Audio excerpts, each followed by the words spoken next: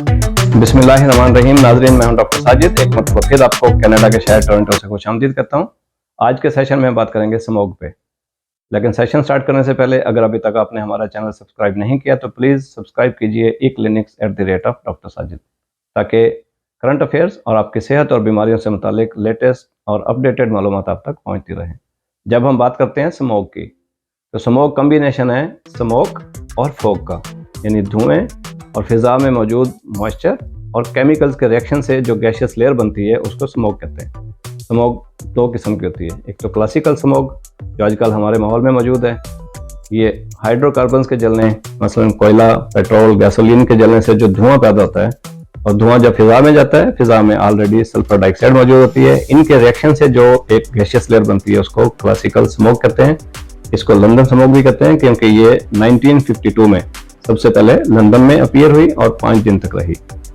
दूसरी जो स्मोक की किस्म है उसको फोटोकेमिकल स्मोक कहते हैं। यह रिएक्शन है अल्ट्रावायलेट रेज का जो सूरज से निकलती हैं और फिजा में मौजूद ऑर्गेनिक कंपाउंड्स का, जिसमें खासतौर पर नाइट्रिक ऑक्साइड और ओजोन शामिल है। जब इनका रिएक्शन होता है उससे जो एक गैशियस लेयर बनती है इसको फोटोकेमिकल स्मोक कहते हैं। इसको लॉस एंजलिस स्मोक भी कहते हैं क्योंकि ये अमेरिका के शहर लॉस एंजलिस में सबसे पहले 1944 में अपीयर हुई और इसने सारे अमेरिका को हैरान करके रख दिया। अब कौन से वो सोर्सेज हो सकते हैं जिसकी वजह से धुआं ज़्यादा पैदा होता है और वो फिर स्मोक में कन्वर्ट हो सकता है? उनमें सबसे पहले आतिशफ़शां का फटना, वोल्केनिक इरप्शन जिसको कहते हैं, जंगलात में आग का लगना जिनको फॉरेस्ट फायर्स कहते हैं, जो कि आप अक्सर सुनते होंगे, न्यूयॉर्क में, कनाडा में लगती रहती है। तीसरा, ऑटोमोबाइल्स इंडस्ट्री में क्योंकि पेट्रोकेमिकल इस्तेमाल हो रहे हैं उसकी वजह से स्मोक पैदा होता है। तीसरी, हैवी इंडस्ट्रीज़ में स्मोक पैदा होता है।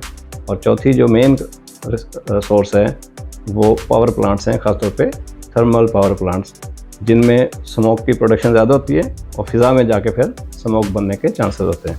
क्लासिकल स्मोक ठंडे वेदर में होती है, कूल एंड ह्यूमिड वेदर में, जैसा आजकल हमारा पंजाब का, पाकिस्तान का वेदर है। और ये जो फोटोकेमिकल है इसका ठंडे वेदर के साथ, ठंड के साथ कोई ताल्लुक़ नहीं, बल्कि ये सनशाइन में ज़्यादा होती है।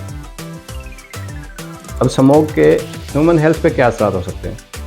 इसका जो सबसे पहला असर होता है वो आँखों की इरिटेशन से स्टार्ट होता है। नाक में इरिटेशन हो सकती है, गले में इरिटेशन हो सकती है, यानी आंखों, नाक और गले की इन्फेक्शन हो सकती है। ऑलरेडी आंखों की इन्फेक्शन हमारे माशरे में मौजूद है तो फॉग की वजह से बढ़ सकती है। और फिर सांस की तंगी होती है, ख़ासतौर पे उन पेशेंट्स में जिनको पहले ही सांस की तकलीफ है, जैसे कि अस्थमा है, COPD है, एम्फाइजीमा है। इन लोगों में अलामात शिद्दत अख्तियार कर जाती हैं। दूसरा जो इसका मेन इफेक्ट है वो प्रेग्नेंट लेडीज़ में है।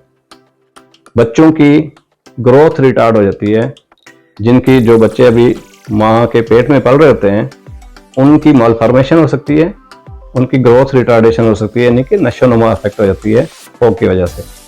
इसका तीसरा मेन इफेक्ट वेजिटेशन पे है, यानी कि पौधों की नशोनुमा पे है। जो पौधों की नशोनुमा होती है तो ज़ाहिर है फिर उनकी प्रोडक्शन पे अफेक्ट करती है ये। अब इससे बचने के क्या तरीके हैं? क्योंकि ये एक अलार्मिंग सिचुएशन होती है, वार्निंग इश्यू हो जाती है गवर्नमेंट्स की तरफ से, इदारों की तरफ से, तो सबसे बेहतरीन तरीका तो है अवॉइड करें घर से बाहर जाना, अपनी आउटडोर एक्टिविटी कम से कम कर दें। जाना बहुत ज़रूरी हो मास्क लगा के जाएं। घर में वापस आएँ तो फेस को अच्छी तरह वॉश कर लें, हैंड को वॉश कर लें। आजकल ठंड का मौसम है, सर्दी का मौसम है, स्मोक का भी मौसम है, बीमारियों का मौसम है, अपना बहुत ख्याल कीजिए। सेशन में आने का शुक्रिया। फिर मिलेंगे एक नए सेशन में नए टॉपिक के साथ। अल्लाह हाफिज़।